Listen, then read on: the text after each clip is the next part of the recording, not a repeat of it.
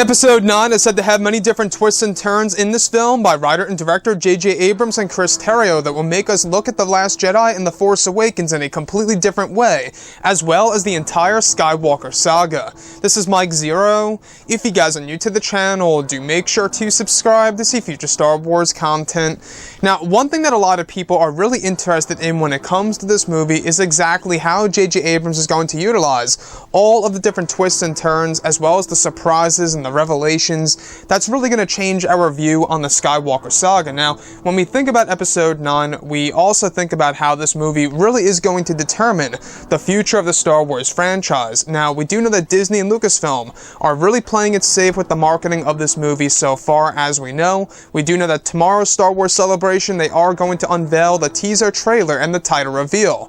Now, these past couple of weeks or so, we've been learning a whole lot more about this film, and when it all comes down to one of the actual things about Episode 9 that really does stand out to me the most has all to do with the concept of the Chosen One. Now, what's really intriguing about all of this is that it's described that within the second act of the film, both Finn, Poe, and Rey meet up on a desert world, where it's described that a piece of the MacGuffin will be responsible for the knowledge of the Chosen One in the film, as well as the evolution of the concept of it being inserted into the movie. It said that Rey discovers new knowledge about the ideology of the ancient Jedi and the true meaning of the Chosen One in the universe and in the galaxy. Additionally, it's described that the origins of the prophecy of the Chosen One will be explained through a piece of Jedi lore that is discovered by Rey within the Lost City. It said that the character of Luke Skywalker will also reveal new truths about the concept of the Chosen One within the third act of the film to Rey for a specific and important reason to the plot of the film. So I really want to go over a couple of parts about this. Now, we do know that the Chosen One prophecy is going to be a part of Episode 9 to a certain extent in this film, and is now actually going to be connected to the MacGuffin. Now, in case you guys have no idea what that means, it's a plot device that moves the story forward through a lot of the characters like Rey, Kylo Ren, you name it, right?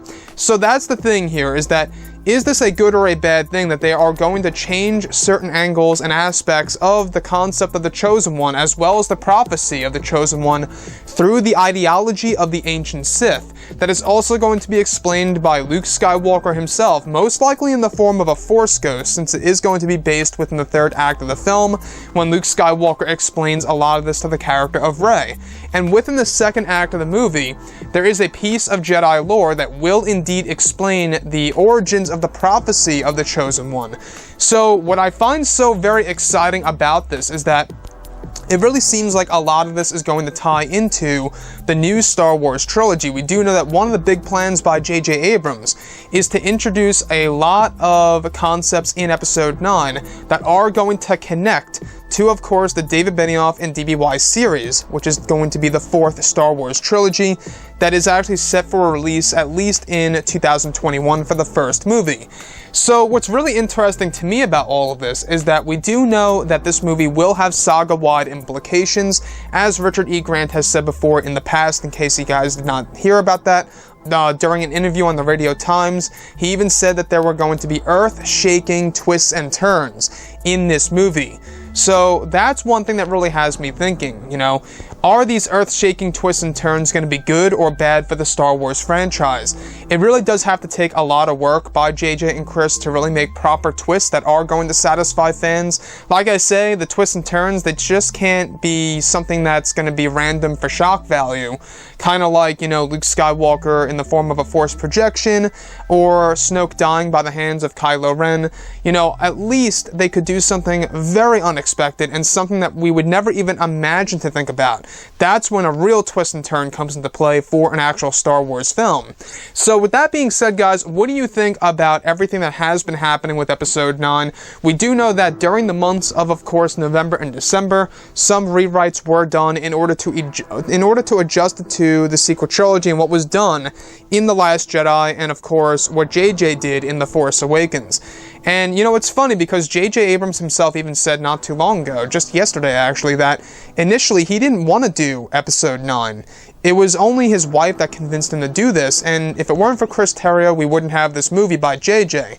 So, the last thing that I do want to go over is how the actual MacGuffin is going to connect to the Chosen One and the ideology of the ancient Sith, explaining the origins of the prophecy of this entire thing in Episode 9.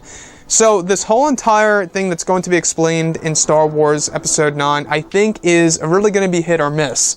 It really is, in my opinion, because it's very complex. It needs to be perfectly explained for a young audience that goes ahead and sees this movie, right? That's the other thing. You know, if you think about it this way, there are casual fans going into this movie, so you can't make the prophecy of the Chosen One and, of course, new truths about that ideology through the ancient Sith too complex for casual fans and, of course, for young audience members out there that go ahead and see this movie. We're talking, you know, kids around the ages of 6 to 10 years old, give or take.